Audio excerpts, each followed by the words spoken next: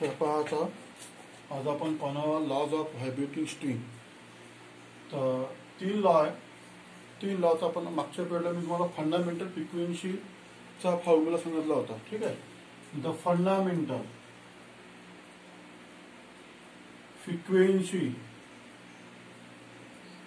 Of vibration of string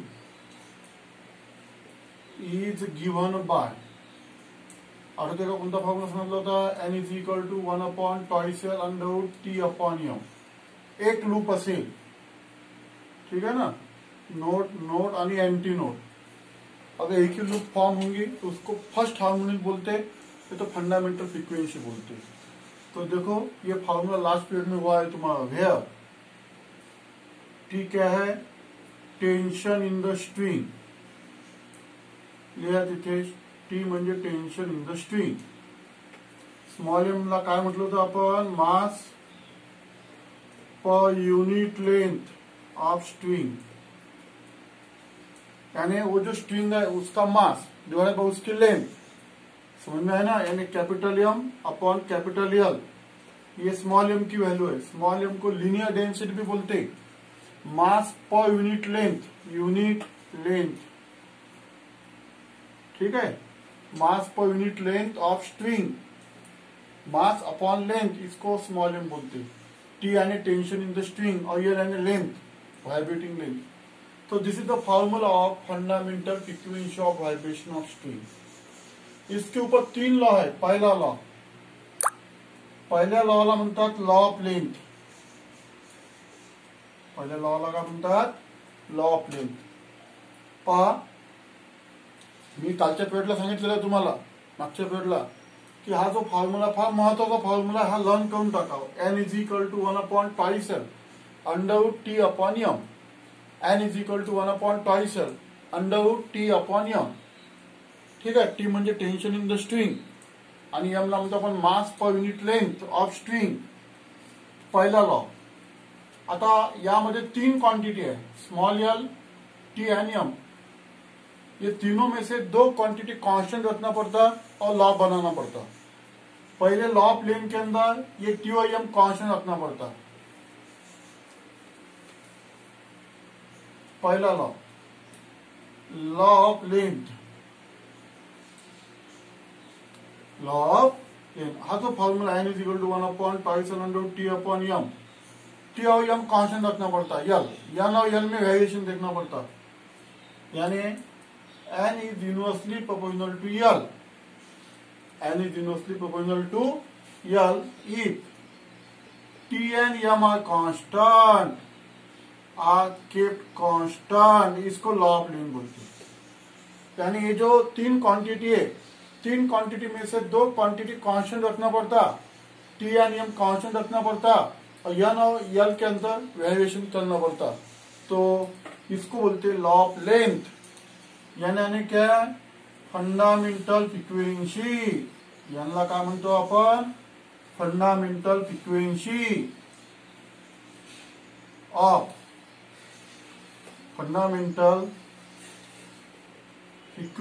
of vibration of string. Fundamental frequency of vibration of string. तर चुकलं काय spelling, fundamental frequency of vibration of string, ठीक है, is inversely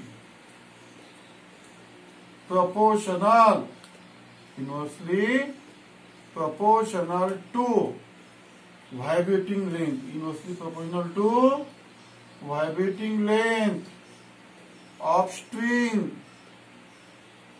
if tension in string and mass per unit length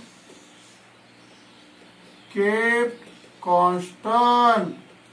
याला म्हणतात law of length. याला काय म्हणतात, law of length.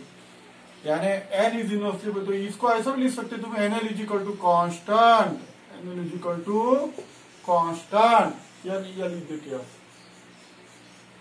This is the first law of length. हा झाला पहिला लॉ. म्हणजे तुम्हाला जो फॉर्म्युला सांगितलेला फंडामेंटल फ्रिक्वेन्सीचा, कोणता फॉर्म्युला सांगितलेला, N is equal to 1 upon twice L under T upon M. T आणि एम कॉन्स्टंट ठेवायचं, एन आणि एल मध्ये व्हेरिएशन घ्यायचं. फंडामेंटल फ्रिक्वेन्सी म्हणजे N is inversely proportional to L, N L is equal to constant. Fundamental frequency of vibration of string is inversely proportional to vibrating length of string if tension in the string and mass per unit length kept constant. याला म्हणतात law of length.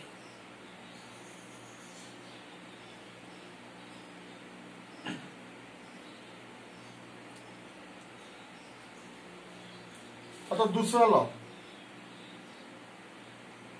आता N is equal to 1 upon twice L under T upon M. आता L आणि M constant ठेवून देऊ आपण, frequency आणि tension मध्ये रिलेशन घेऊ. समजलं ना काय. मग N is directly proportional to under T if L and M are constant, are kept constant. L आणि एम कॉन्स्टंट ठेवलं म्हणजे N upon under T is equal to constant. म्हणजे एन म्हणजे फंडामेंटल फ्रिक्वेन्सी, म्हणजे 3 क्वांटिटी आहे त्या साईडच्या, 3 पैकी 2 क्वांटिटी कॉन्स्टंट ठेवायचे आपल्याला.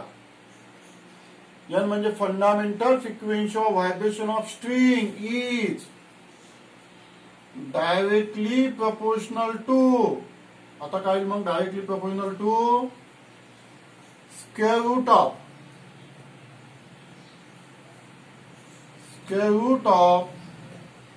tension in the string if काय का कॉन्स्टंट ठेवलं आपण, vibrating length and mass per unit length kept constant. याला म्हणतात law of tension, law of tension याला म्हणतात लॉ ऑफ टेन्शन. हा दुसरा लॉ. पहिला लॉ पाहिला आपण लॉ ऑफ लेंथ, आता दुसरा लॉ पाहिला आपण लॉ ऑफ टेन्शन. समजलं ना. लॉ ऑफ टेन्शन मध्ये फ्रिक्वेन्सी आणि टेन्शन मध्ये रिलेशन पाहायचं आहे. Fundamental frequency of vibration of string is directly proportional to square root of tension in the string if कोणत्या क्वांटिटी कॉन्स्टंट ठेवलाय. हा जो बेसिक फॉर्म्युला आहे is equal to 1 upon twice under T. म्हणजे law of length मध्ये T आणि M constant ठेवलं, law of tension मध्ये एल आणि एम कॉन्स्टंट ठेवला आता आपण. समजलं ना. याला म्हणतात law of tension. Fundamental frequency of vibration of string is directly proportional to square root of tension in the string. Directly proportional to square root of tension in the string if vibrating length and mass per unit length kept constant. हा झाला दुसरा law. आता तिसऱ्या law मध्ये आपण काय करू, L आणि टी कॉन्स्टंट टू याच्यामध्ये रिलेशन घेऊ, एम आणि एन मध्ये. समजलं ना. तिसरा लॉ आता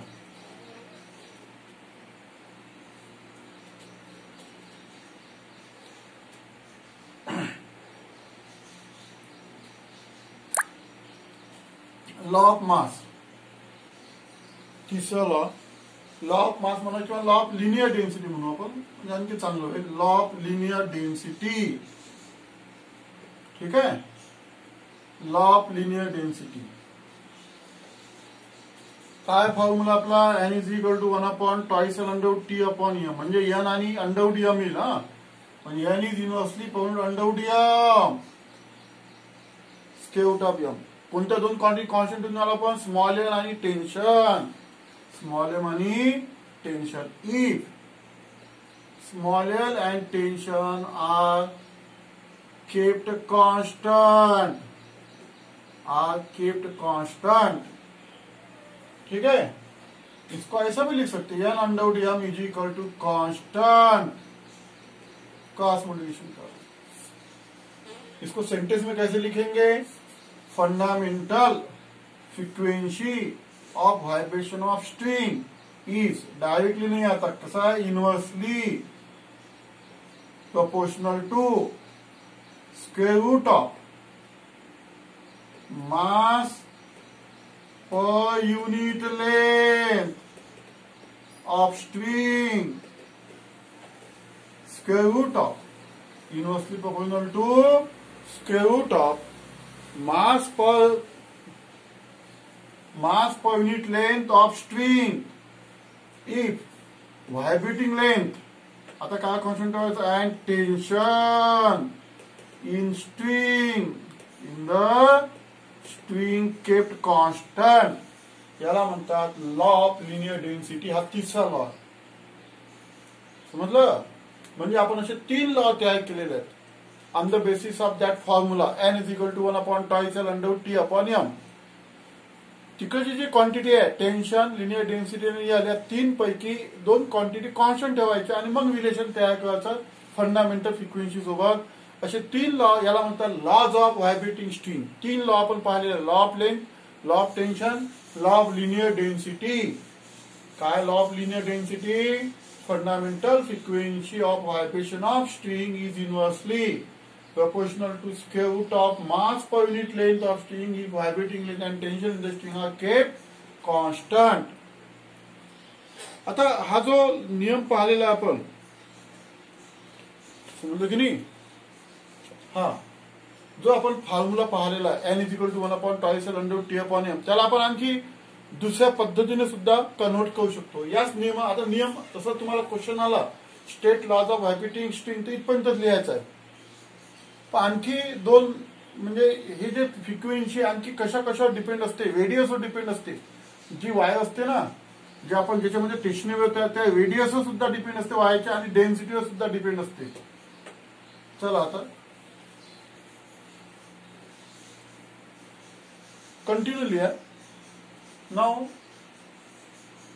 density is equal to mass upon volume. Rho म्हणजे डेन्सिटी, रो किंवा असं लिहा density of material of wire. Density of material of wire. समजलं की नाही? मटेरियल ऑफ वायर म्हणा किंवा स्ट्रिंग म्हणा.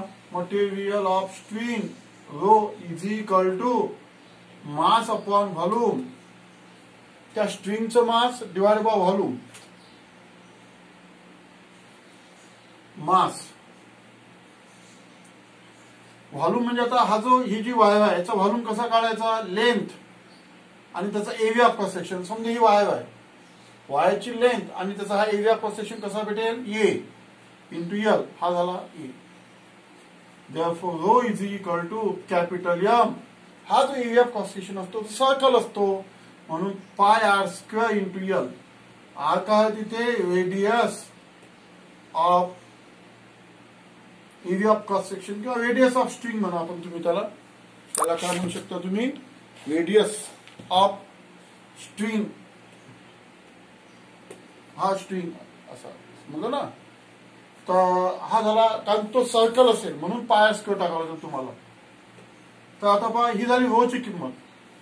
ऍक्च्युअली याला व्हॉल्यूम डेन्सिटी म्हणतात. आपली लिनियर डेन्सिटी आहे small M. Now we have small M. काय स्मॉल एमचा फॉर्म्युला? स्मॉल एमला काय म्हणतो आपण? Linear density. याला लिनियर डेन्सिटी म्हणतात, किंवा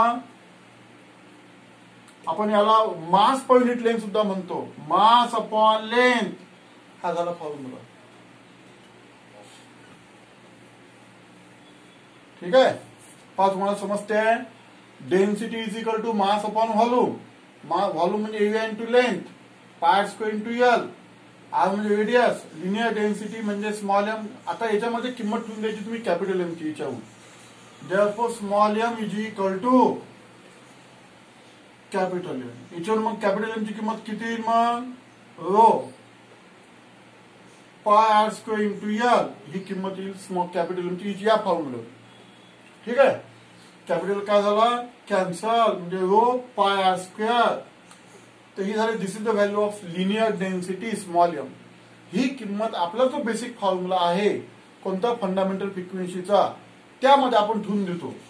ठीक आहे.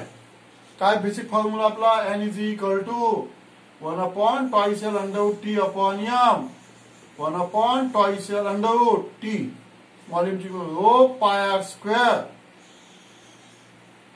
n is equal to n is equal to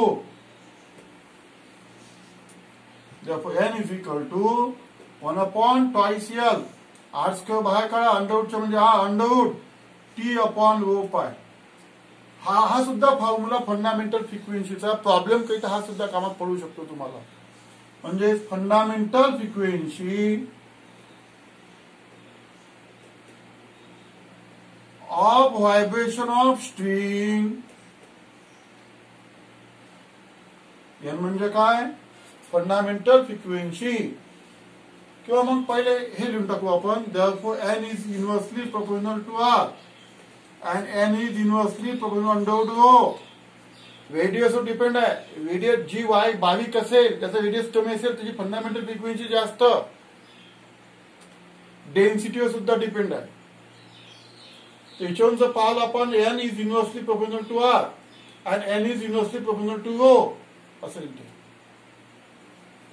याच्यावरून काय लिहू शकतो मग आपण सांगा बघा काय लिहू शकतो आपण याच्यावरून स्टेटमेंट काय करू शकतो आपण.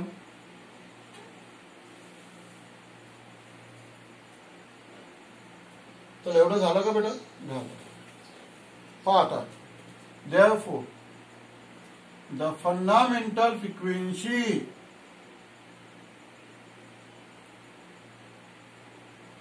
of vibration of string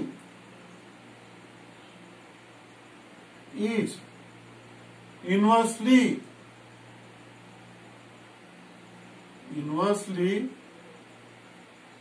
proportional to one number, inversely proportional to radius of wire दोन number and square root of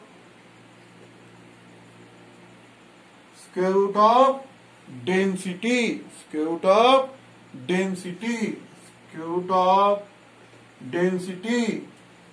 of material of string